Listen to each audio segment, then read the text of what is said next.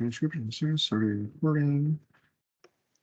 Okay, so recording's going. Welcome everybody to Glass. This is the Greater Lansing area for SQL Server, formerly associated with PASS. PASS went away. We're still here. PASS has kind of come back a little bit, but anyways, this is our March meeting, and I was supposed to say February. This year's getting away from me.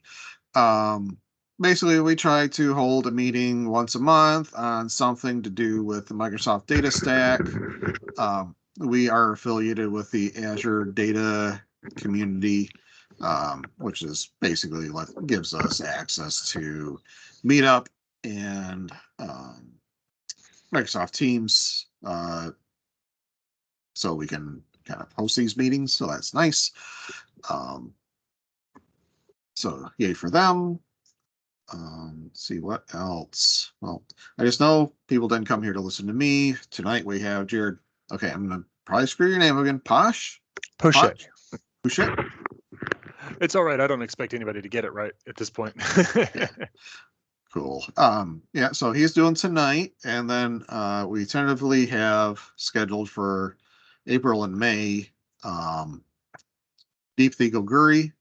I think April it was going to be on tuning in SQL Server on Azure using Azure features, and then she has a new presentation she's working on for May. Working with her to get those abstracts available, and I'll get those meetings put out there here hopefully soon, so we can get ready for that. But anyways, with all that, I'm going to turn my camera off and turn it over to Jared. And Jared, how do you want to handle questions? Just have people pop in, ask questions over audio, put them over the chat. Put them in chat, and you can just interrupt me once I finish my next thought. Let me know that we've got one. Okay, sounds good. All right. All right, I'm going to turn the camera off, turn off my mic. All right. Well, thank you very much. My name is Jared Poche. This presentation is maximizing performance with memory optimized table variables. I cover a bunch of little topics in this. These are things that I've learned over the last several years in working with memory optimized table variables, which we use quite heavily where I work. I have worked at Channel Advisor, which is an e-commerce company here based in Morrisville, North Carolina, since 2016, and late last year we actually got bought by another e-commerce company. So technically I work for a Commerce Hub now. I have my Twitter account here along with my LinkedIn and my SQLjared.com, which is where I've been blogging, and I've actually got to do a pretty significant update to my last blog because I've learned a few things since last week. Just to let you know a bit of who I am, I started off working with SQL Server in 2002, and I was a part-time community college instructor, and I was teaching basically certification classes for SQL Server. That was how I got involved with this. From there, I went and worked on contract for Microsoft for a while, and then I was a full-time employee of them at Microsoft CSS, so I did support within Microsoft for SQL Server. I've spoken at SQL Saturday events, Group Buy, and PASS. I've been blogging for the last few years. Between the two, between Channel Advisor and Microsoft, I feel like I've had a really unique set of experiences, especially when it comes to performance troubleshooting. I've seen an awful lot of interesting things, so I really like talking about performance. So expectations. This is an intermediate to advanced level topic. I guess it depends on who you ask. A lot of the work that I do is tuned for high concurrency. We actually have an awful lot of databases that use the same schema and same procedures. So I get to say things like, we have one real database, but we've got hundreds of copies of it across dozens of servers that are all running iterations of the same database. So I get to say things like, we run this stored procedure 300 million times a day. So there's a different kind of troubleshooting that goes into, or different elements that go into improving our stored procedures. So a lot of what I do is tuned for high concurrency, a lot of threads trying to hit the same tables, a lot of connections on the same server. So the goals for this is I wanted to show you multiple uses for memory optimized table variables, because I feel like the commentary about table variables in general is people always try to shoo you away from table variables, but we use them rather heavily. Specifically, we're using memory optimized table variables. So I wanted to show you some of the cool things you can do with them. Specifically, I did a lot of work last year where I was looking into situations where we had stored procedures with a lot of buffer latch waits, and they can be really tricky to get around. So that was one of the things that I wanted to hit on, particularly with some of the case studies that I get to mention in this. I wanted to show you a technique for eliminating unnecessary DML statements. So write operations specifically. So like inserts, especially updates. What if you have an update statement and you're trying to update data inside your table, but the data that is already present in the table is actually the same as the values you were trying to update it to? And we'll talk a bit about some of the changes that are relevant to all of this in SQL 2019 and SQL Server 2022. So foundations and topics, things that we're going to talk about. Table variables versus temp tables. In a lot of places, in a lot of like blog posts and stuff, you'll see people comment about table variables in a sort of a deprecating manner. And this is really where I started off the idea of this presentations. So the advantage is that temp tables have statistics with them. Because they have normal index and they have normal statistics, the optimizer can make a more accurate assessment of how many rows it's going to get when it queries a temp table. And with table variables, traditionally, and depending on your version, it assumes that a table variable is always going to return one value back, which leads to the cardinality estimations being off and possibly SQL Server choosing a different plan because of that. So we're going to talk about the statistics side, but we're also going to talk about tempDB contention, which is one of the issues with using temp tables. Hot page contention. So if you have like a primary key on a given table that's based on an identity column, well, each time you insert a row, you generate a new value for it, and you basically insert that at the end of the table. So what you always end up with is, if you were picturing the B tree structure of your table, you're always inserting to the very last page in that index, which can lead to contention in that. Well, how can we use memory optimized table variables to get around that? So we'll talk about the hot page issue and one way to resolve that.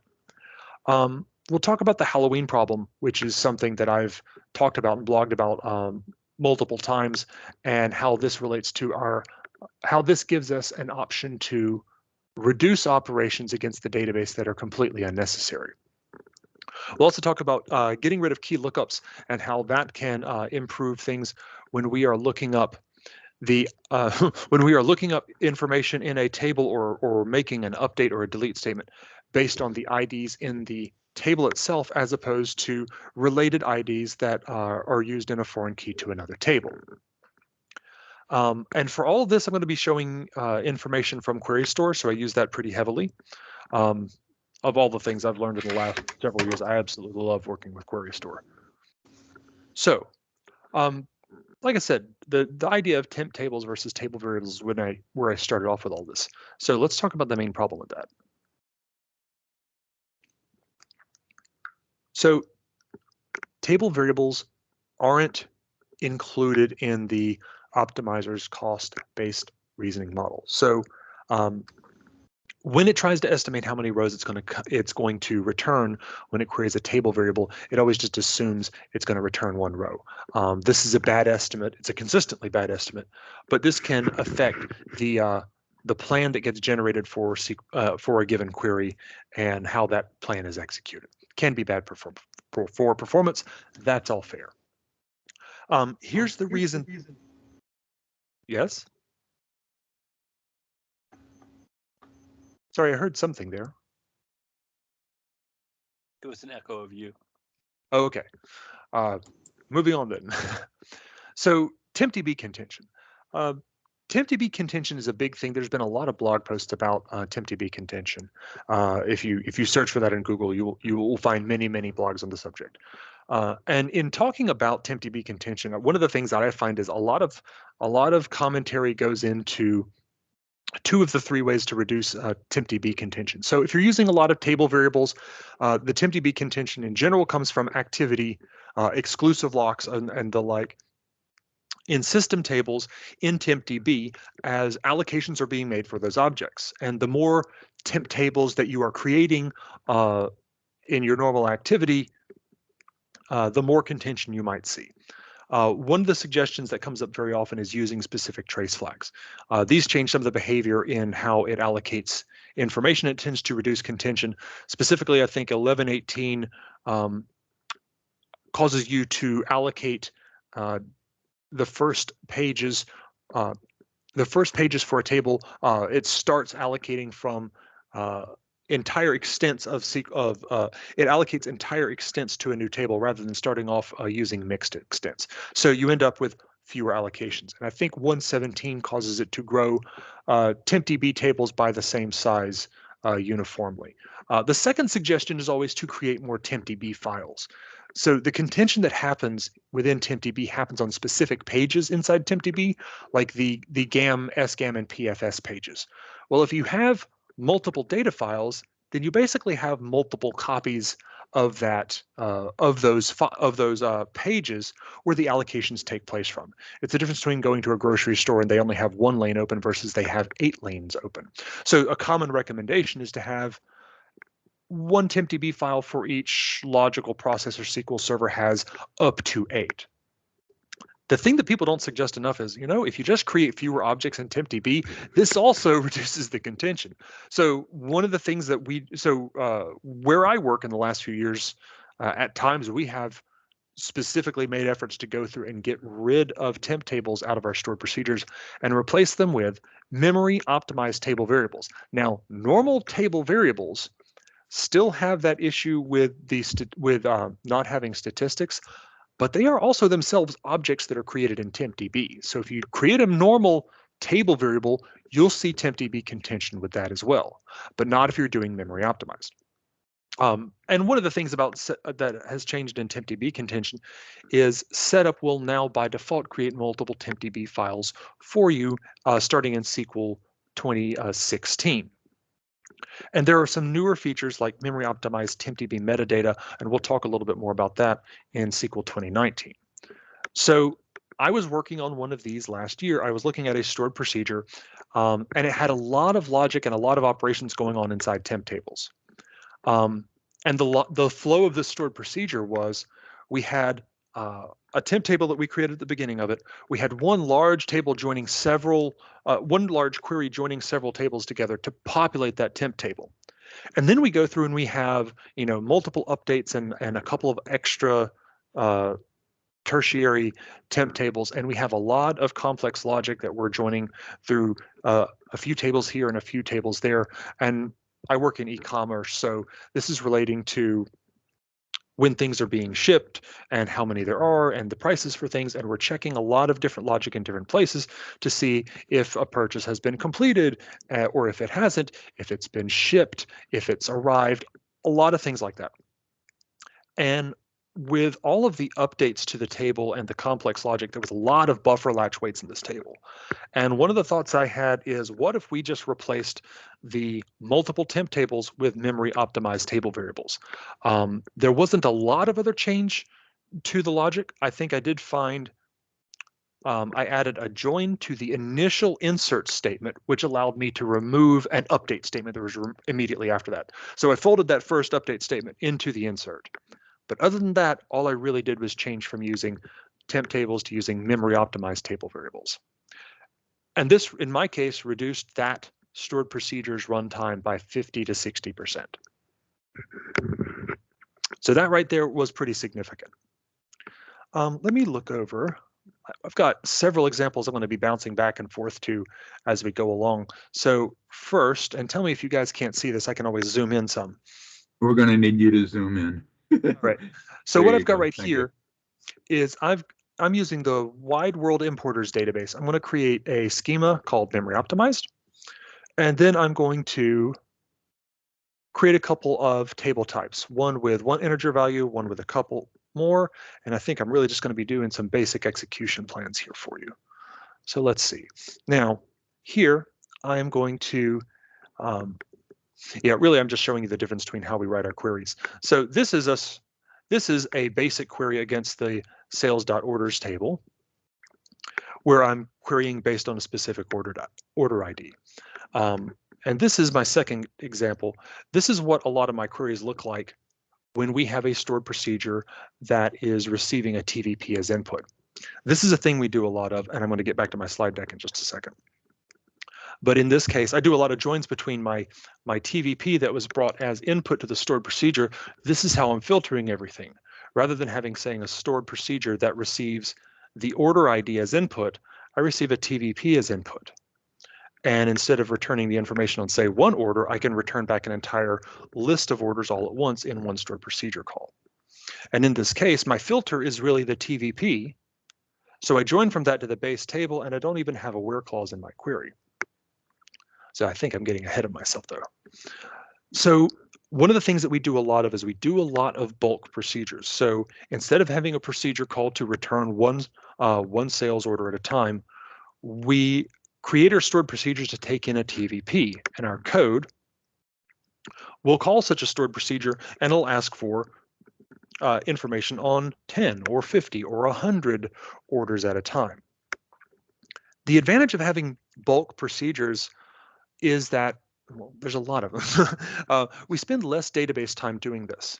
It's a lot faster to, say, do one index seek that returns 50 rows than to do 50 index seeks that return one each. This requires fewer threads to be allocated from SQL Server and from the application that's calling us. And the number of threads within SQL Server in most environments is not a problem, but you can run into thread exhaustion. And so, having fewer threads necessary to do the same task is a benefit. Having operations that happen based on a set, based on a TVP, requires less latching and blocking, or you run into less blocking. Instead of having 50 threads calling the server, trying to retrieve information or trying to update rows on a given table. Let's say you need to update 50 rows. If you have 50 different threads that are calling the server, all trying to update one row, you may have a ton of contention, especially if you're updating or, say, inserting to the same page. If you're inserting values into a table with an identity column, and you're inserting all those values at the end of the table, all those threads want to lock the same page. You're going to have a ton of contention. Or you can make one stored procedure call from the application and update all 50 rows or insert all 50 rows at once. This also results in fewer round trips between the application and SQL Server itself. So there's less time that the code is sitting around waiting on, say, network traffic. The one thing I would say about using TVPs in stored procedures is that you do really need to stop and think about how much memory it's going to consume. These are memory optimized table variables, so they do consume memory. And if we get unreasonable with this, we could be allocating a very large amount of memory to our table variables. So we should stop and consider, how wide is this table variable that we're going to create, and kind of balance that by how many rows do we want to be passed in by code when it calls our stored procedure. And maybe we change our batch size if we see that our table variable is particularly wide. So here's the example I was just showing you in Management Studio. So if you're writing a stored procedure and your stored procedure is just returning information on a given order, that's what my example on the left here with the basic query is. If you're wanting to write a query that is a bulk query and runs based off of a memory optimized table variable, you're going to end up with something that looks like this. These do the same task, only this returns information on an entire set of orders. It looks weird at first, and you might actually get Management Studio complaining at you or warning you if you're using, say, something like SQL prompt. Hey, this query doesn't have a where clause in it. It's like, yes, I know, you're entirely correct. Now, I talked about cost-based choices earlier. Here's an example of the problem. There's an execution plan on the left. So here we are doing a clustered index scan against the orders table, and we're scanning the primary key. Okay, that's not great. And we're joining it to our TVP. And our TVP has 100 rows in it, but SQL Server thinks it's only going to return that it's only going to read one, so that the estimate is way off as we expected. And it decides it's going to merge join the two of these. So merge joins really do kind of read the two of them independently. It's very different from a nested loops join. And then tries to combine them by iterating through both of the result sets once. This is kind of the opposite execution plan from what we want. But dealing with the bad estimate and the bad execution plan when a TVP is present, and this doesn't happen all the time. But one of the ways I deal with that is I'm a lot less shy about using hints than I used to be. So the query on the right-hand side is the same that you saw a moment ago, only instead of just joining from the TVP to sales.order, I'm telling it to specify an inner loop join for two reasons. A, I know that this is basically my filter. I want it to look at the information in the TVP first, which is only 100 rows, and join that to the sales.order table and look things up by the order ID. So here we should only read 100 rows from the TVP, as you see here, and then we should join to the orders table and read 100 rows from there. The fact that I've specified a loop join guarantees we're going to be doing a nested loops join, and it dictates the order. I basically forced the order by forcing that join hint. So I'm telling it to join these in this order and using a nested loops join rather than using a hash or a merge, both of which would be terrible. That's so this is a question. Would it help if your select star actually said select SO.star? Yeah, and in general, I never use select star in actually production code. Okay. I would only return the things from the orders table that I actually want to see in my result set. But yes, absolutely. Gotcha. Thank you. Let me go back over to Management Studio for a minute. Yeah, this was just basically the scripts that And go if you along with could, those few down in the slides. lower left-hand corner, you have a percentage that you can affect your zoom with. Yes, we can zoom in a bit more in general and see if does that carry over. Okay, that does carry over from one slide to another. So really, these first few scripts are just the information you saw in those slides. But my first set of examples I want to show you is a hot page scenario. Now, I think I've already restored the database from backup. So hot page contention. I talked about this. If you have an identity column and that's what your clustered index is based on, forgive me if I say primary key when I mean clustered index. If the table is in order based on an identity column, you're always going to be inserting basically to the last page in the table. So if you have a stored procedure where you're inserting one row into a table and it's a busy table, you'll have potentially a number of threads at the same time trying to insert information to that table, and there's going to be contention between them. So let's test this a couple ways. So what happens if we just do serial executions in Management Studio? What does it look like if we do parallel executions with SQL query stress? And what happens if we do a batch or a TVP execution with Management Studio? And we're going to look at the results in Query Store as well. So behave. There we go. So let's do a little setup first. We're going to create a test schema.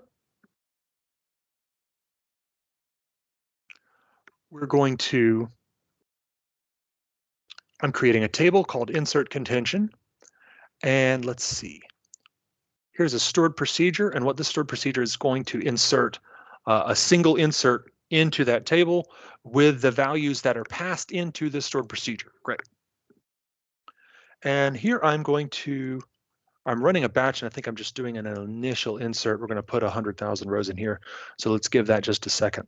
So do I still have, it has been a while since I've used SQL query stress. Yes, just making sure that's still here. We're going to need that in a moment.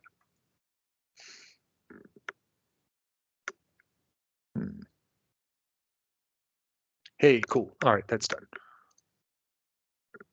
Now, so I've got a stored procedure that'll insert one record, and that's great. What if I just want to generate a bunch of data? Well, that's what this is. This insert contention single wrapper, this generates some random data for us and then calls the single insert. So this kind of separates the generation of that data, though, from the actual inserting of it. So we're going to run this stored procedure, and I'm going to clear out the information in Query Store. There we go. We did this in wide world importers, right? Correct. Okay. Now, I'm going to create another schema called memory optimized. And I'm going to create a table variable that is memory optimized that is called insert contingent TVP. It's got these columns. Great. And I'm going to create a stored procedure. This is going to be my TVP batched stored procedure. And all I'm going to pass in is that TVP. And it's going to tell it to insert the contents of that TVP into the table. Simple enough. So let's insert 500 rows into the on disk table using a TVP. So got my target size, I've got my TVP. So I'm going to tell it to generate the random rows, put them into the TVP, and then we're going to call that stored procedure once. And then we're going to call the single insert wrapper, which is going to generate the data, and then call the stored procedure that actually does the insert. And it's going to do that 500 times. So let's run the two of those. And they're both done. And this is only something I found out like a year or two ago, that you could actually put a number after go and it'll do that many times. I think that's a clever one. Now, one of the things I thought when I got to this point of the test, I said, well, yeah, it was a looped execution. So my whole point was I want to see what contention is going to look like if we're inserting from a bunch of threads, but we're not going to see that here. I just told it to do 500 inserts, one after the other. So we can get an idea of what that would take, or how long that would take in terms of executing that, but that's not really the thing I'm trying to test here.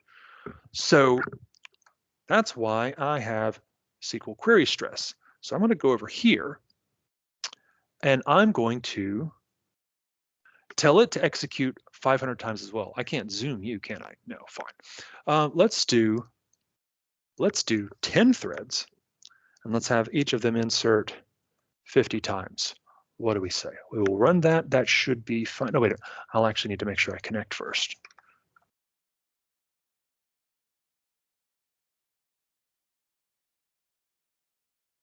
Connection succeeded. All right then. What database are we in? No, we're in wide world importers. Very good. So I should be able to go, and this should not take terribly long. Great. All right. So now that all three of those are complete, this is my query in Query Store, and I'm looking for these three stored procedures. And the single insert wrapper isn't really relevant to us, but let's look at that and see our results. Zoom this out just a little bit. Okay, this is our, let's see.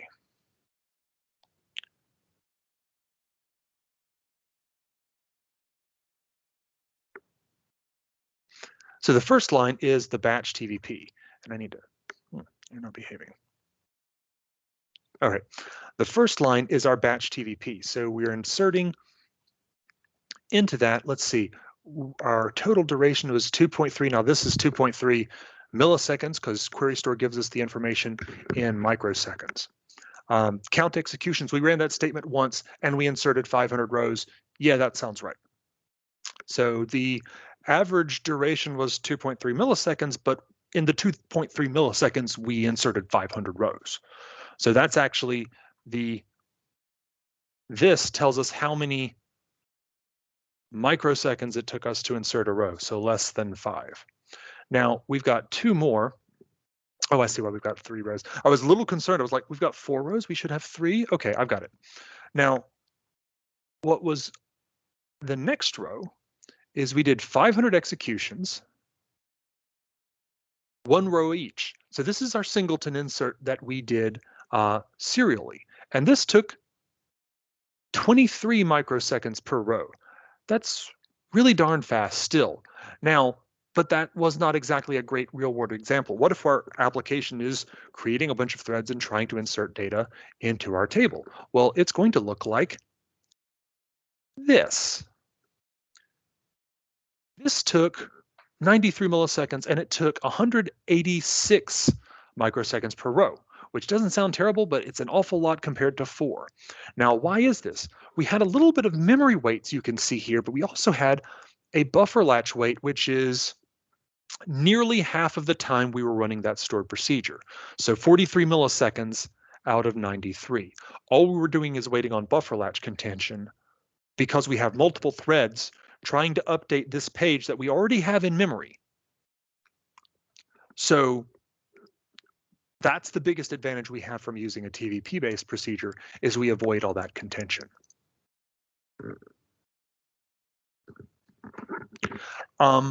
Consider memory for memory optimized table variables. Already told you about this a little bit, but let's go back through it. So these objects do consume memory.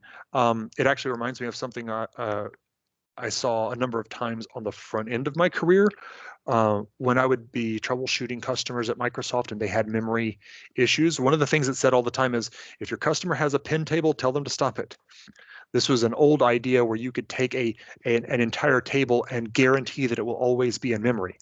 When everybody was running on only 2 gigs of memory, that was not a great idea. And so people really caused themselves problems with that. Now, one thing to remember is, if you've got a procedure that has a TVP as input, you can't, once you're inside the stored procedure, limit how many rows are coming in as input.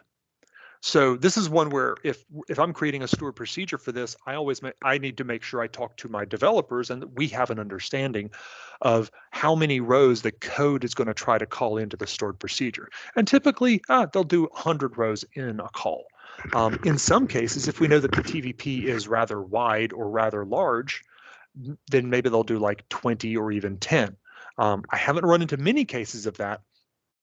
But you can kind of estimate this and discuss it with your developers. How many columns do you have? How large are each of those columns? What's the actual data size? How many rows do you expect to come in? And is this a stored procedure that you expect to have potentially a lot of executions of going on all the time? Because if there's a bunch of parallel calls, that's going to increase the impact, the memory footprint of that stored procedure using memory optimized table variables. And just really be suspicious of any string fields in your TVP. Now, if somebody's wanting to pass in varchar max fields, then maybe you don't even use a memory optimized table variable. But in general, a string that's 50 characters long is especially if it's Unicode. Well, that's 100 bytes, whereas an integer is 4. So there's a big difference between the two of those. So if you're passing in, say, integer size values, you can have a number of columns of those, do 100 of them, that's fine. If you're passing in a number of large strings, then that changes the memory allocation significantly. So one of the things I've talked about a number of times is the Halloween problem. This has reared its head a time or two with great consequence for me. And so I find it really interesting to talk about. And actually, I wrote a blog post about it a couple of weeks ago, and I have to go update it now because of things I found out in the last couple of days. So what is the Halloween problem? I've actually blogged on this. Others have as well. There's a small Wikipedia page for the Halloween problem. This is not a SQL Server problem. The Halloween problem is a database management problem. And it was discovered on an IBM database in like the late 70s. The original case is they were trying to give a raise to people who in this company that were making less than $25,000. They wanted to increase their salary by 10, and they were running this batch process on Halloween night. And something unusual happened. It updated some rows multiple times. So some people didn't get a 10% raise. They got 3 10% raises, one right after the other. This was obviously not what they intended, so they flagged this as the Halloween problem and went off to take their kids out and said, we'll deal with this on Monday. So in general, this happens sometimes when you try to write to fields that you are querying from on the same table. The problem is that the database management system could operate on the same row multiple times, but index movement is key to it.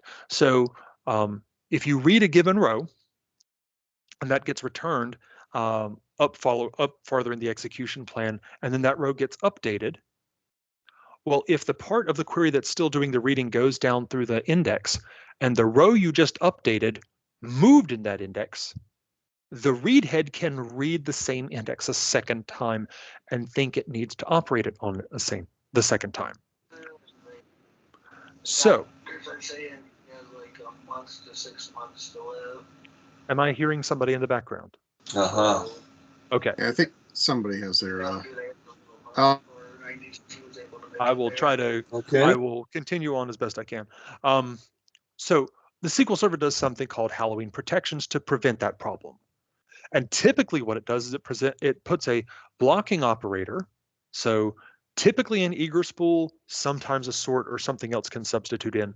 But it puts a blocking operator in between your read operation and your write operation. And the point of that is to cause it to read all of the things that are relevant, spool them up in one place, and then pass them on to the write operation so nothing can happen twice. The problem is this is bad for performance, and this is something I've run into. And this led to a couple of interesting ideas. So my thought when I ran across this the first time, and I also wasn't the first person to come across this, is SQL Server, by putting this blocking operator in the middle of your execution plan, it's trying to separate the reading of data from the writing of data. It wants to read all of the data and have it in one place. Then it knows everything that needs to be updated so it doesn't update anything twice. Well, when I saw this, I thought, well, if it's trying to separate the read and the write, what if we just had completely separate statements? What if we read all this data that was relevant and put the results into, say, a memory optimized table variable? And we can put all the columns, everything I need for the calculations involved in this. And we could even filter out redundant rows. And now we can perform the actual write we need using the memory optimized table variable. And the Halloween protections are now unnecessary. So why would you want to do this? This sounds like a lot of extra work, Jared. Here's why. Now, again, I work in e-commerce. A lot of our activity in certain parts of the product gets driven by customer behavior. And so we're keeping track of things like all the details about items they want to sell, t-shirts and shoes and who knows what else. And and it keeps track of, say, the US, the ISBN number for, say, books, or the UPC codes of things that are for sale. These details don't change a lot. The size of something, the shape of it. Okay, the prices might change a little more often than other things, but a lot of the facts about that item don't change very often. But customers will upload their information set to us repeatedly. They'll upload their entire catalog of items for sale once a day, if not more. And they do the same thing in telling us how many of those items we have for sale. The first time I ran into the Halloween problem, we were working on a procedure that updates quantity for all these items. And that is something that we need to have that runs very fast because we've got a lot of those updates going through on a daily basis. And one of the thoughts occurred to me, we know a lot of the data that comes in is probably redundant. A lot of it doesn't change for the item basic information and for the quantity. Well, if we're using this manual Halloween technique and we're writing data into a memory optimized table variable, we can skip statements that aren't necessary. So if you're telling me that you've got 20 of this item for sale, I can run my query, put the details in the memory optimized table variable, and then say, wait a minute. If he's saying he's got 20 for sale and my database already says he has 20 for sale, I don't need to update anything. So in this one case, I told it to basically just only run the update when we see the values are actually changing. And the result was we didn't run the update statement 96% of the time. Which led to a comment I had from another user group. Somebody said, the fastest database operation is the one you don't do. So with using the manual Halloween technique, we could figure out by looking at the table variable whether we need to run an insert, an update, or a delete or not. And if not, we can completely skip the statement. So we'll have like an if exists block that selects the data in the table variable, and if it doesn't see a change in the quantity values, we don't run the update. If the row exists in the table already, then we wouldn't need to do an insert. If the row doesn't exist and we want to run a delete, then we can skip that too. And I had some additional thoughts on this because in cases where the data is redundant, I found this to be really effective. Now, maybe that's kind of niche, but I'm kind of fascinated by this myself. When we skip those write statements, we're not using update and exclusive locks because we never write we're never actually running the update. Since we're just doing a select statement to decide we don't need to do the write, we're using select statements, we're using shared locks to figure out that we don't need to do the write statement that would use more exclusive locking and result in more contention. One of the things I found out in this as well that I had never thought about before is trigger executions. So you could say, do an insert statement where you insert data, but you have a not exists clause. And in that case, you ultimately wouldn't insert it because you can see the underlying row already exists. But when you run an insert statement, if that table has a trigger defined on it, even if the statement runs and it inserts or updates 0 rows, you still run the trigger, which is another reason to dislike triggers. So in one of the cases I was working on, we added some logic to decide that we didn't need to run a particular insert statement, and we dropped like 96% of our inserts. Another thing is whenever you're doing an update statement or an insert, if there are foreign keys, it has to go off and validate that. And if you know what it looks like, you can see that in the execution plan. You'll see in the execution plan that it goes through, it updates the table, and then there's extra work after on where it touches an extra table or two, and there's an assert operator. That's it validating your stored, that's it validating your foreign key that you didn't violate the foreign key in any way. Well, if you don't actually run the updates, you don't have to do all that extra work either. And typically, if you're looking at an insert or an update, a write statement, the most expensive single operator is the write itself. And also, if we've read all this stuff into our memory optimized table variable, wrote it somewhere in memory, and then decide we don't need to do the actual write statement, then we don't write something that has to be physically put onto our storage. So a bunch of operations and a lot of work that gets skipped there if you're in a weird situation where you're trying to insert or update data that already exists. So through some more demos. Where is Management Studio? There we are.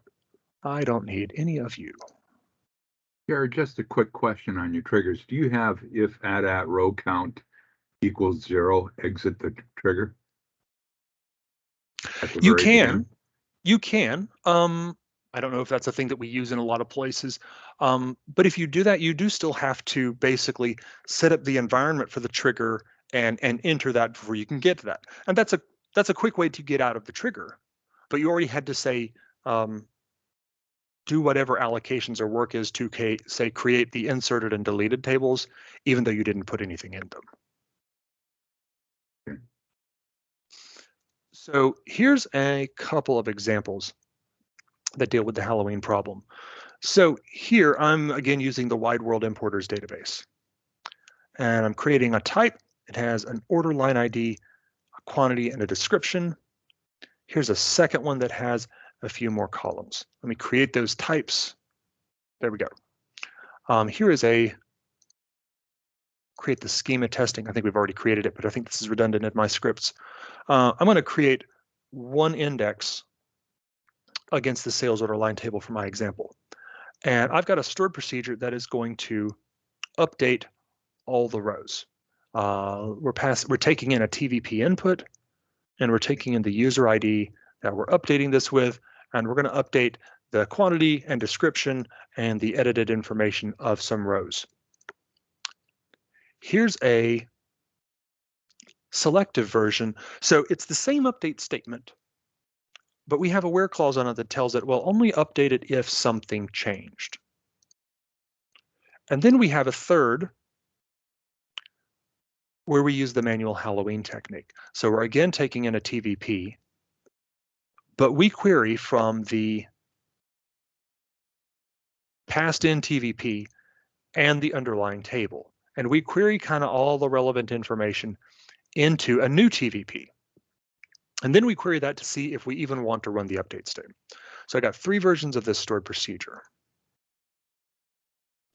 And here is a script. You can look through this more later at your leisure. I'm going to say 0% of the data is actually different. So all of this data that we're trying to insert is data that's already there. We're reading data out of the table. We're not changing any of it. And I ran all 3 of those stored procedures. So how do they compare?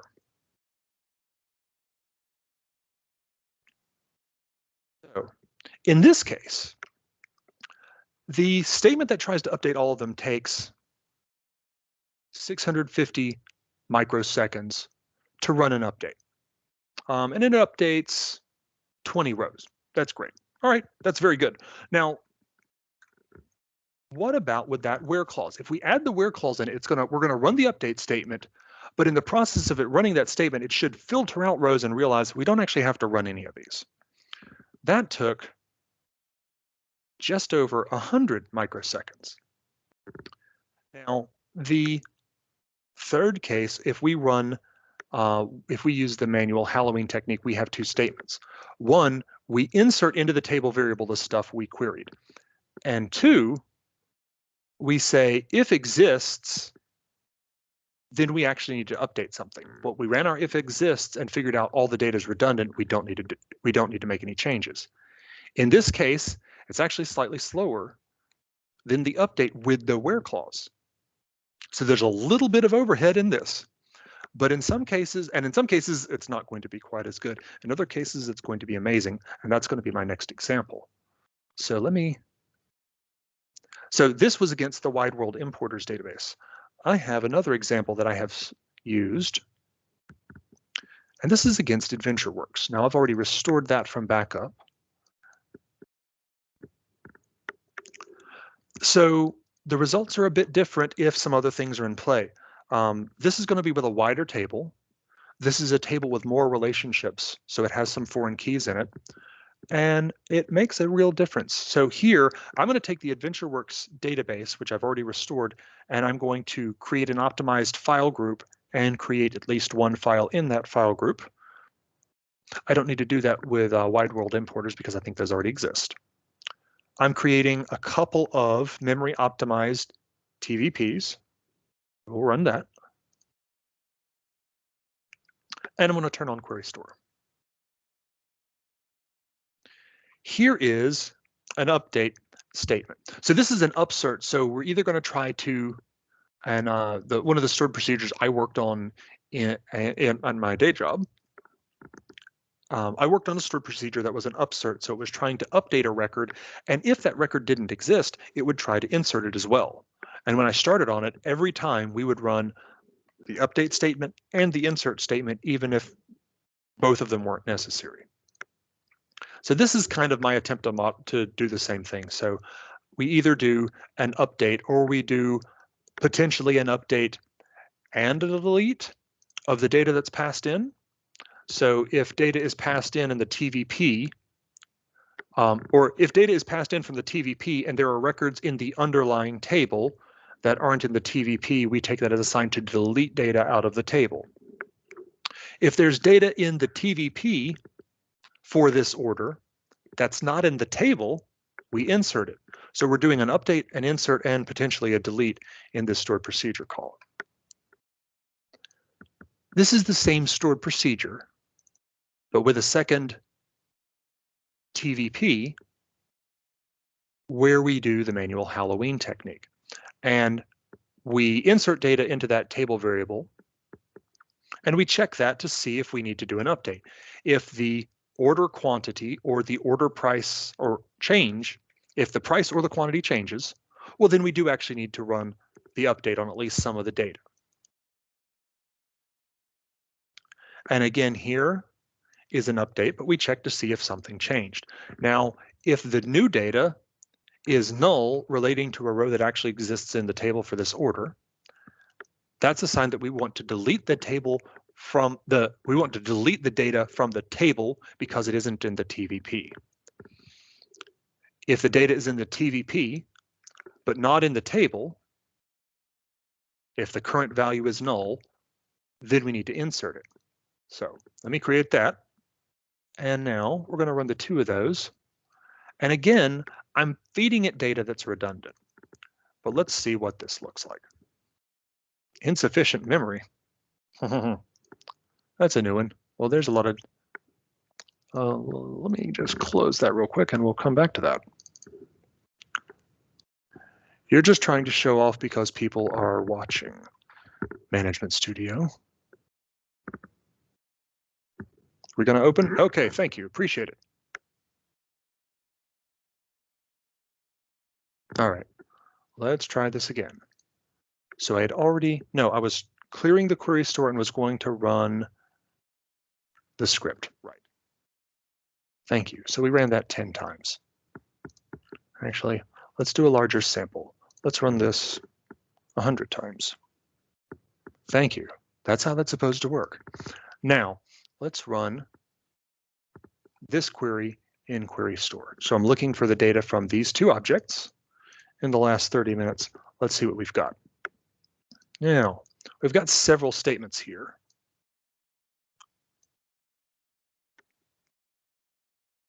So our first stored procedure has a delete. The delete is going really fast. It takes 67 milliseconds. The insert, also fast. Oh, not 67 milliseconds, 67 microseconds. The insert takes just over 100. Now the update, whoop, no, don't do that. The update is taking quite a bit longer. The update is taking 2.8 milliseconds. So like almost 30 times as long as the insert. And I'll tell you this, if you actually take the scripts and you try to run this yourself, don't be surprised if you don't see that taking 30 milliseconds. I find that this, for some reason, and I'm not entirely sure about all of it, it does have a really bad like cold cache behavior. So the first time you run this query is definitely the worst. I think it's in part because it does relate to other tables and we're doing some foreign key validation. So this takes 2.8 milliseconds. Well, when the data is redundant, I have an insert statement here, but this is just inserting into our table variable. Where's the actual insert into the table? The answer is we didn't insert into the table. If the current value is null, well, that would equate to it's not in the table, so we need to insert it. This took 8 microseconds, 8.7 microseconds. What about this? Here, if the new data is null, if it's not in the TVP, then we're going to delete that out of the table. That took about 8 microseconds. If the current or if the quantity value or the price value changed, then we need to update something. The check to do the update statement takes 14 microseconds, and then we don't run the update statement at all. So in this case, the difference between just using the manual hallowing technique to basically detect whether we needed to run the statement or not was a huge improvement over running the actual statement blindly.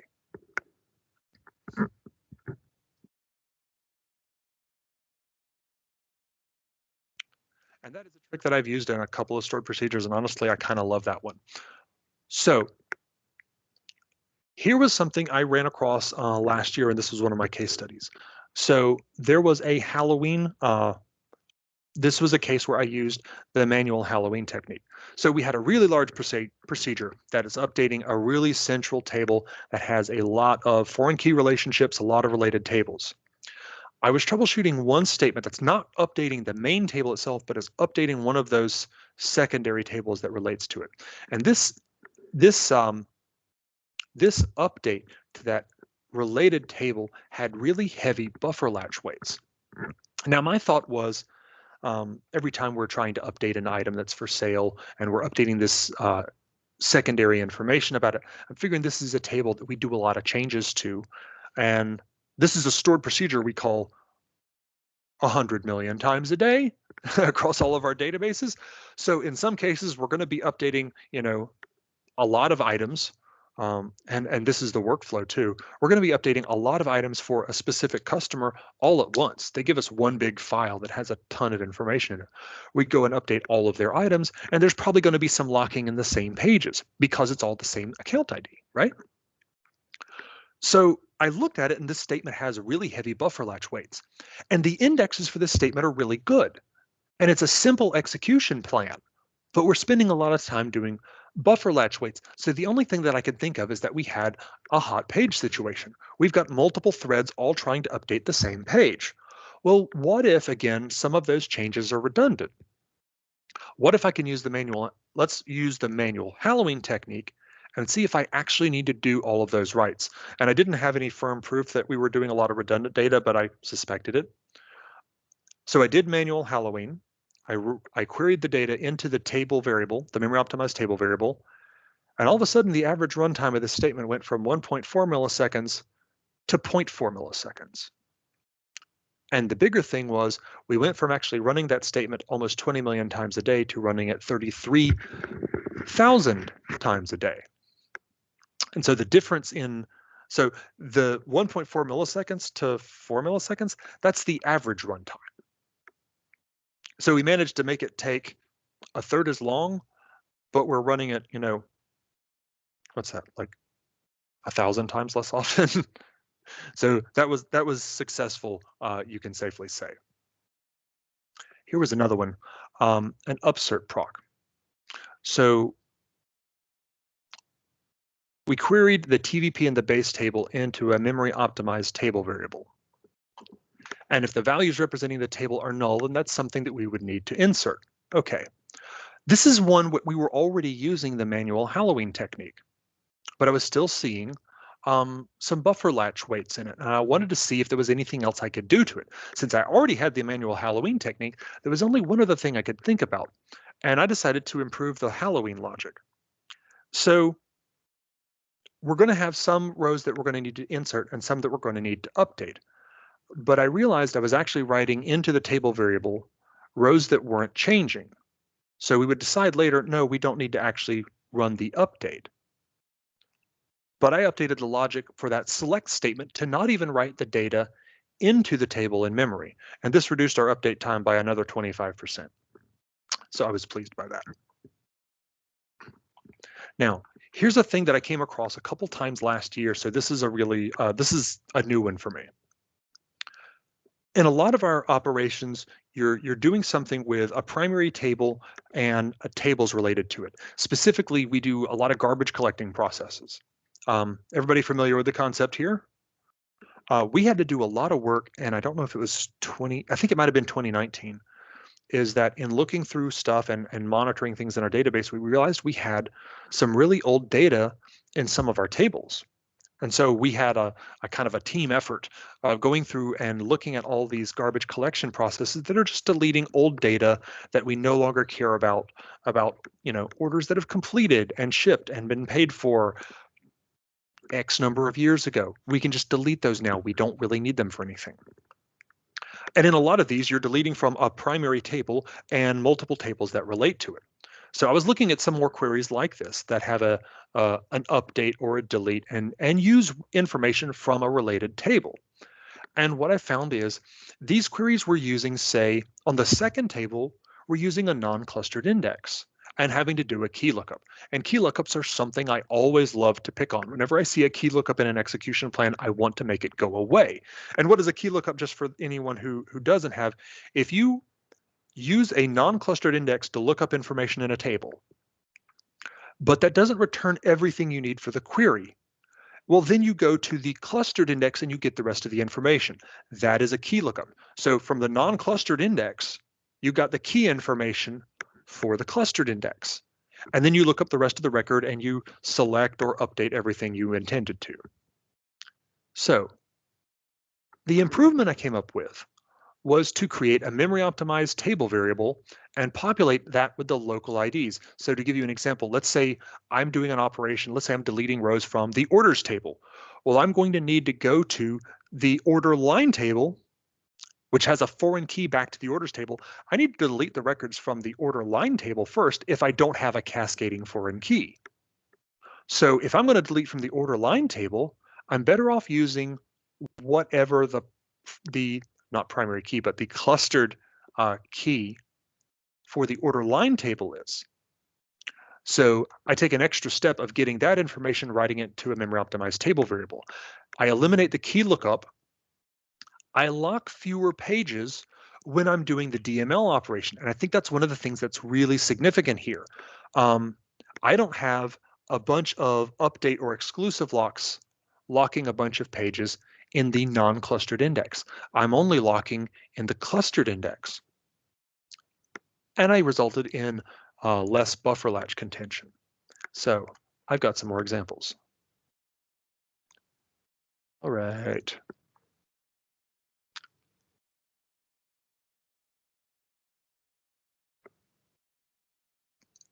Here's an example. We're going to make sure the memory optimized schema exists. This is the order line insert TVP. I'm creating a type name order line insert TVP. And I've got a stored procedure here called order lines wipe and replace. It takes in a TVP input. We're operating on one order ID. And what we are doing, so this is mimicked after a stored procedure I ran into last year that was having very heavy page latch activity. And what I saw was strange to me at first. So I was like, so the statement was, an upsert statement is one thing. I had never seen a delsert statement before. But in this stored procedure, we were deleting a bunch of information based on what was passed in by the TVP. And we were inserting information to the TVP. And my first thought was, this makes my head hurt. Are you telling me we need an update statement? And so I had to go talk to one of the other developers. And she said, no, because the way this works and the way the filters are in the stored procedure, we might be deleting rows that we don't then reinsert.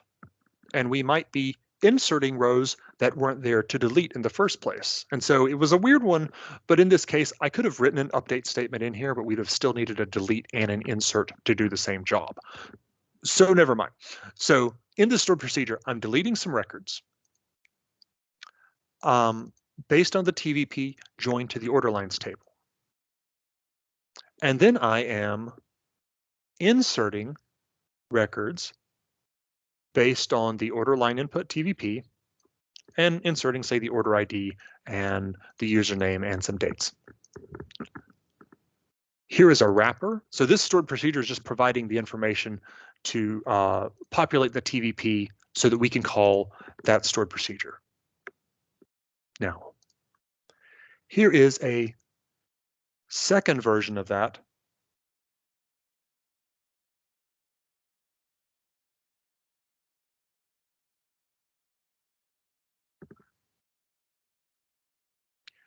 And the difference here, sorry, I'm having trouble finding what. This is based on the order line ID, and I believe the table type for the other is based on the stock item ID. So when we're deleting information out of the order lines table, we're getting the local ID or the clustered index rather than something else. So I'm going to run both of them once with their respective wrappers. And let's look at the results. Now the results here, we are shaving this finely.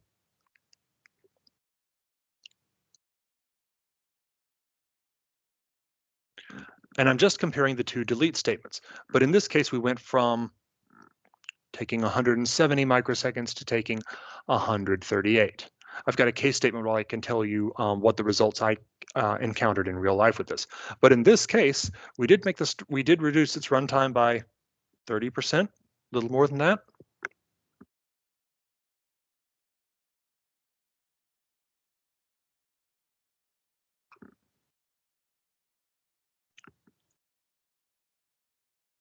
Let me see, this was an execution plan?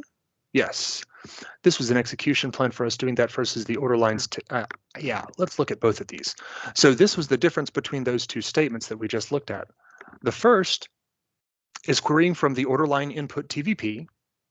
It's joining to the order lines table, and then it's having to do a key lookup against the primary key. And the key lookup, it's doing this just so it can do an additional predicate based on the last edited by column. Okay, now we could have alternatively maybe included that column in the non-clustered index that this query used, but we managed to make this improvement by using the memory optimized table variable and not actually having to change the indexes.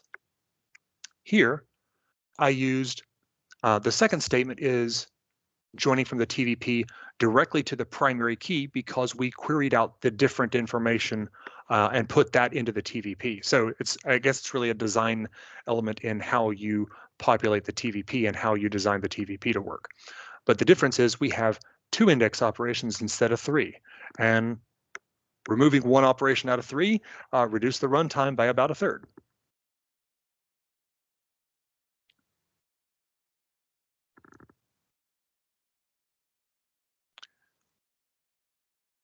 Now, this next one, we're comparing similar statements in query store, and we had a huge improvement in adjacent deletes. So I think this is a garbage collection process.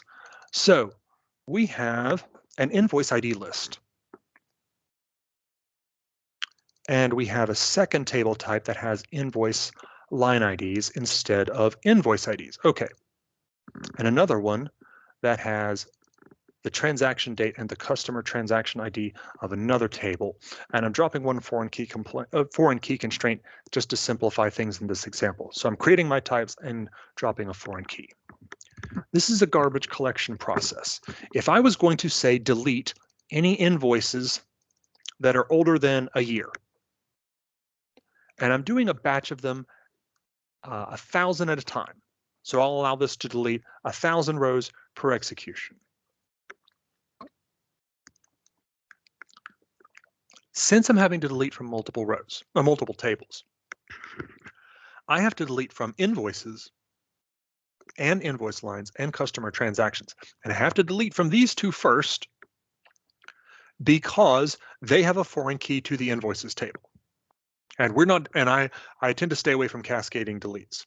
So here we are inserting into the invoice list the batch size, so 1 batch, so 1,000 rows. We query invoice IDs that are older than the retention period. So anything older than a year. Give us 1,000 of them, shove them into this memory optimized table variable. And then we're going to delete from invoice lines based on the invoice IDs. And we're going to delete from customer transactions based on the invoice IDs. And then we delete from the invoices based on the invoice IDs. So that's our first procedure. The second one does a bit of extra work. Now it is trying to avoid using adjacent IDs. So here we deleted from invoice lines not using the ID values for that table. We use the invoices for the table it's related to, which there's a non-clustered index on. So I'm going to create 2 more table variables, one for the invoice lines table and one for the customer transaction list table. And I'm populating the invoice IDs into the invoice list. That hasn't changed. And still basing it on the retention period. Then I populate a second TVP for the invoice line table. So I join from the invoice list to invoice lines, but based on a different ID. Oh no, I'm doing it based on the invoice ID here. So now in the new TVP, I have the invoice line IDs. So I'm going to use that to delete from the invoice list table. I do the same thing for customer transaction list. Its primary key is actually the transaction, not the primary key, but the clustered index is the transaction date. So I put the transaction date and this PK value into the TVP. So when I delete from invoice lines, I just use the invoice line ID. When I delete the customer transactions, I use the 2 values that are relevant to the customer transaction that are on that table. And then I delete the invoices based on invoice IDs. So I'm going to test both of these and have it run these 10 times and roll back the transactions. I run some of these multiple times just to try and get it to even out and give us a better sample size. So the real thing I want to look at here is the delete statements. Let's look at how our delete statements did. So, okay, deleting from invoice lists really should be the same either way. But deleting from the customer transaction list. In the original stored procedure took 53 milliseconds. In the second, it took 24, less than half as long. In the invoice, this is deleting from invoice lines. Deleting from invoice lines, the original stored procedure took 55 milliseconds. The updated one took 31. And there was some variation in how long it took us to populate the table variables themselves. And these queries in general are taking a lot longer than the other queries we've been running that have been running against some of these tables in microseconds. But I wanted to just illustrate this as a sign of what the advantage is of, again, getting past those key lookups without using the adjacent IDs, but using the local IDs. So I did an example, I did one in real life against one of the garbage collection tables. So this garbage collection had one main table and one related table, and 80% of the runtime of this stored procedure was deleting from the second table. And that statement had really heavy buffer latch weights. It was like 85% of the runtime of that statement was just waiting on buffer latches. So what does that make me think? It's probably a very busy table. We wouldn't have multiple threads running the garbage collection stored procedure. But there are other stored procedures that are inserting data while we're trying to delete from this table. The delete used the related ID from the primary table and was going through the non-clustered index and the key lookup. So I populated a new memory optimized table variable for the second table with the primary key values for that table, and that kind of cut off, didn't it? Yes, black lettering on a black background. For this dropped the duration of the procedure as a whole by 60%. So in that case, that was pretty dramatic. But again, we're locking fewer tables when we're doing the delete statement because we're not locking a bunch of things to do in the non-clustered index and then doing a key lookup. Second, so the delete insert procedure that I found, we're deleting and inserting rows. An update statement wouldn't really help us here. The input TVP used the ID from a related table, not the local table. So I populated a table variable with the local IDs and eliminated the key lookup. And this duration dropped from 40 milliseconds to 7, which honestly I thought was kind of ridiculous. An 82.5% reduction in that case. So I've talked about a lot of things here, and we've actually gone over an hour. So there's a couple things I wanted to talk about, and I actually blogged about some of this earlier this year.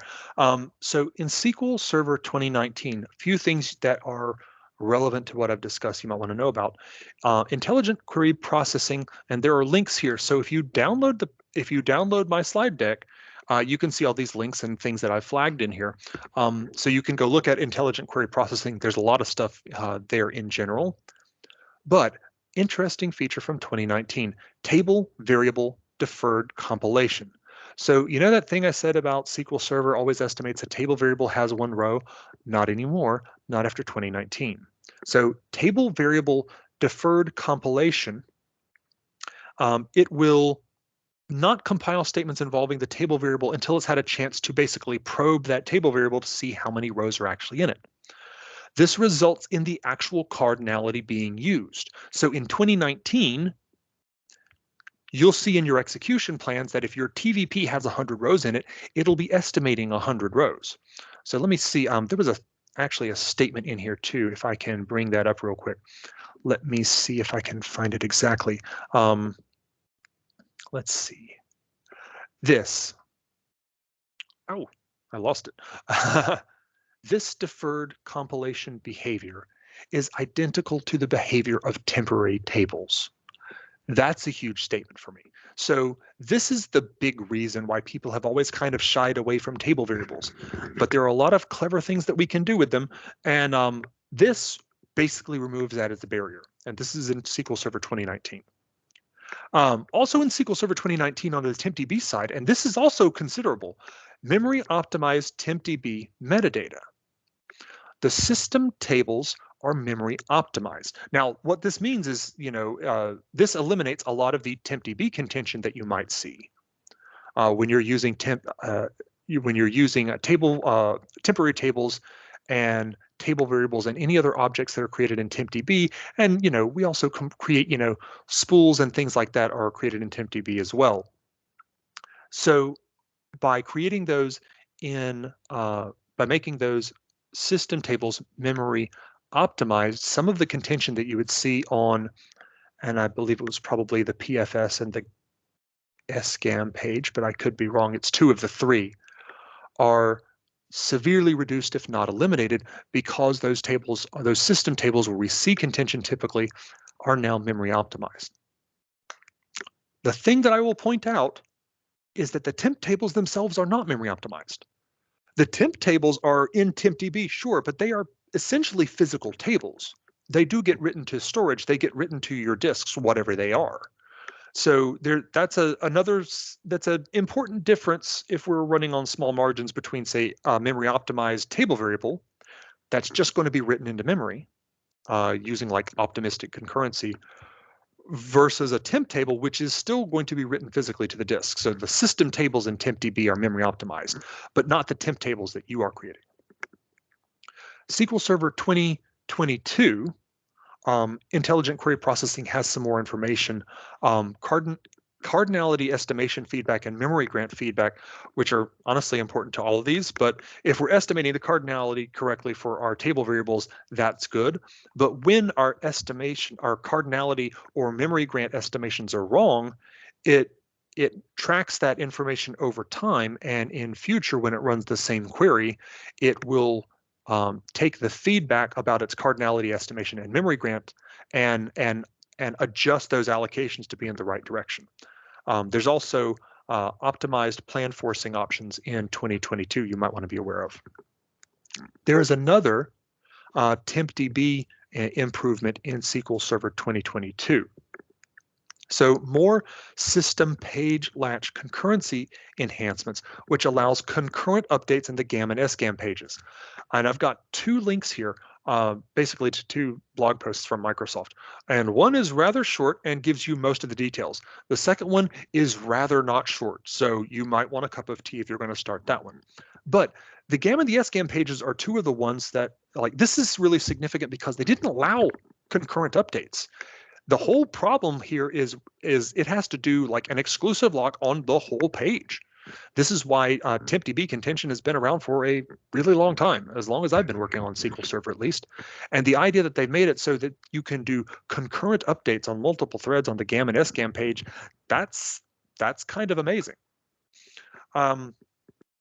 So we really got into the weeds here, but thank you very much for having me in. I hope that you learned a few things. Like I said, feel free to go to my GitHub if you want to look up any of those links. And if you want to go through any of the slides or examples yourself. One other thing I will mention about tempdb contention, and I said I've been blogging for a few years. I started blogging in late 2019, I think. One of the things I had never blogged about is tempdb contention, because, as I said earlier, there's an awful lot of blog posts and stuff about tempdb contention. But I actually did a post in January where I talked about tempdb contention, and part of it is I wanted to say, you know, if you don't create objects in tempdb, you can't have tempdb contention. So that was one of the points I wanted to make. But the second thing is I just wanted to go through and include a bunch of links and kind of get the state of play of right now, because there have been improvements in, 2016 and 2019 and 2022. So I tried to, in that blog post, have kind of the current state of things and show you links to all of the improvements in those updates. So if you're interested in tempdb contention in particular, go to sqljared.com and look for that blog post. I do believe it was in January of 2023. So that should have links that you would find very helpful. Cool. Oh, very good. Thank you, sir. So I'm going to go ahead and stop the recording here. Oh, we do have Thank you. Somebody in the chat from right now. Rick Harris asked, what is buffer latch, please? Where do I need to watch out for them, and how do they relate to MOTVs? Okay, buffer latch. So buffer latch in general is, so if you see like page latch waits inside SQL Server, well, one of the other common wait types, and wait types are really important to me in understanding what is happening in SQL Server. So one of the things you might see is page IO latch. If you see page IO latch, that's an easy one. The letters IO tell you you're going to the disks. So if you see page IO latch waits, you're going to the disks, and you're having some contention with there. Maybe your disks aren't set up to perform great, and maybe you're just doing maybe you've got a really inefficient query that's trying to read half the database. Page latch waits also get referred to as buffer latch waits. But if you're seeing the waits in SQL Server, it'll say it as page latch EX or page latch SH or something like that. So buffer latch waits are contention on things that you were trying to access, either to change or to read, that are in memory. And so you tend to have, it tends to be a very different problem if you have a page latch wait, a buffer latch wait versus a disk wait. Typically in page latch waits, most of the time you will see one of two things. One is tempdb contention. And if you are looking at your waits in any way that shows you your wait type, one of the things you can also see is wait resources. And hold on, let me see if I can see in Teams and see if there's any chat over here. How do I see here? Yeah. Okay. Do we have chat? Okay. Just this question so far. Just this question. Okay. So there are two things that you tend to see buffer latch waits for the vast majority of the time. And I'm seeing things that are neither of these in my case, but I'm kind of off in the weeds here. The main thing is tempdb contention. Tempdb contention is probably the biggest one. And if you're seeing that wait type, there are some views where you will see a wait type and also a wait resource. And I don't know which system tables, or not system tables, but which DMVs give you that off the top of my head. But if you see the wait type and the wait resource, if you see a wait resource that's something like 2:1:1 or 2:1:3, the colons are important. What that's telling you is it's telling you the database ID, the file ID, and the page ID for for the page that it's trying to access, that it's getting buffer latch waits accessing. Database 2 is tempdb. The file ID is not terribly important, but in a lot of cases, you'll see 2:1 because they only have one tempdb file. Now, if you have more tempdb files and you're still getting tempdb contention, that's entirely possible. You might see 2:5 or 2:7, and that's fine. The third number is the actual page ID. So you'll see database ID, file ID, page ID. So when you see those three numbers separated by colons, that's what that is.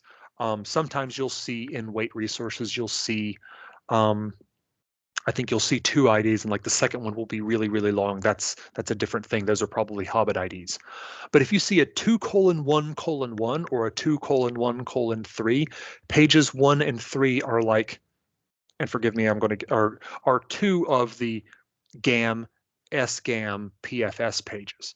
I think the page free space is maybe page 1, and the GAM page, or the global allocation map, is 3, something like that. And those are the pages where you most often have contention when you're creating temp tables. So when you tell SQL Server inside your stored procedure, hey, create a temp table for this and this and that and another one, well, it has to go off and create actual objects inside tempdb. It's the same overhead you would have if you are creating a permanent table in your permanent normal database. But it's just odd that we tend to, and SQL Server tends to, create a lot of objects inside tempdb. So it has to check the PFS page to see where there's space available for it to allocate from.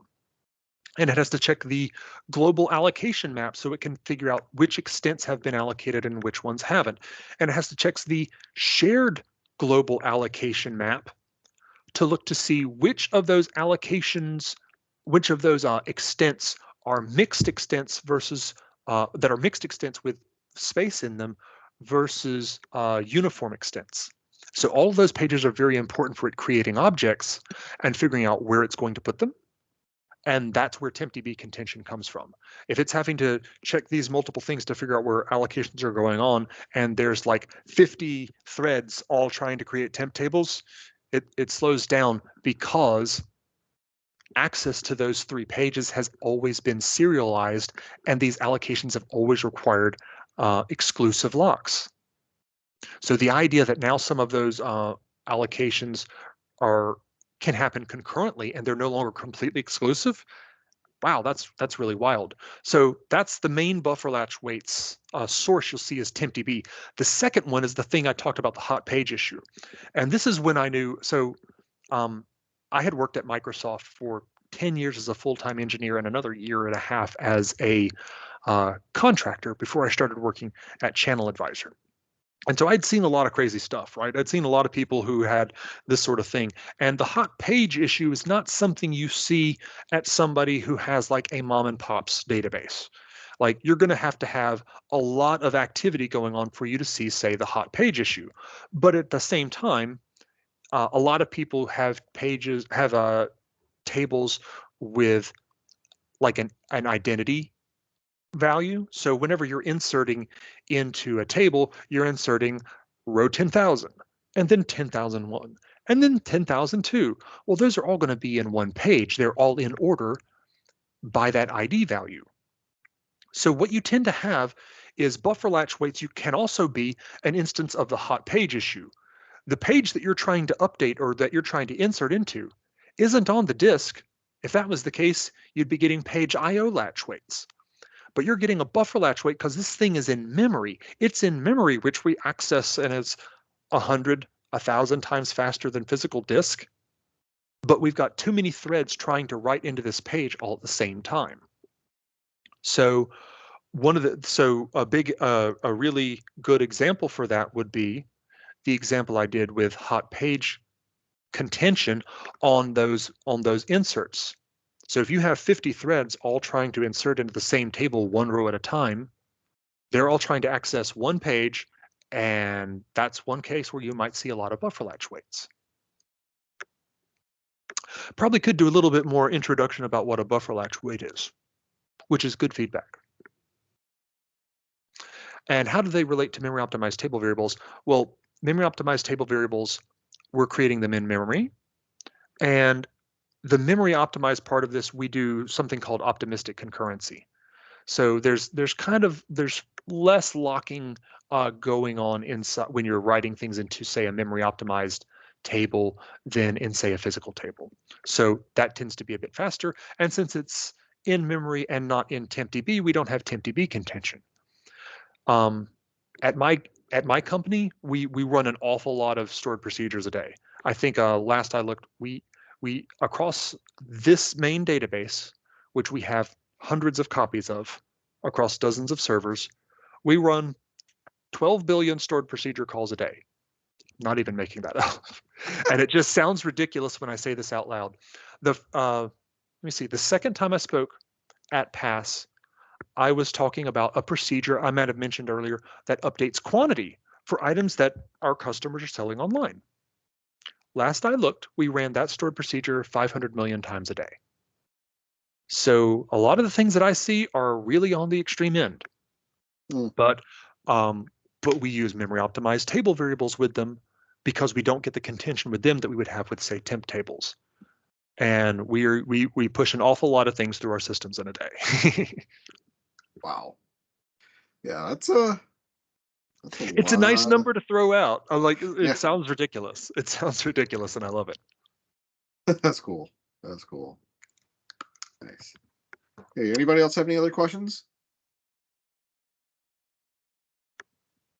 No, but thank you. I appreciate it. I'm going to go ahead and stop the recording now. All right. That was a nice, good question to have in there. So yeah, that was a lot of extra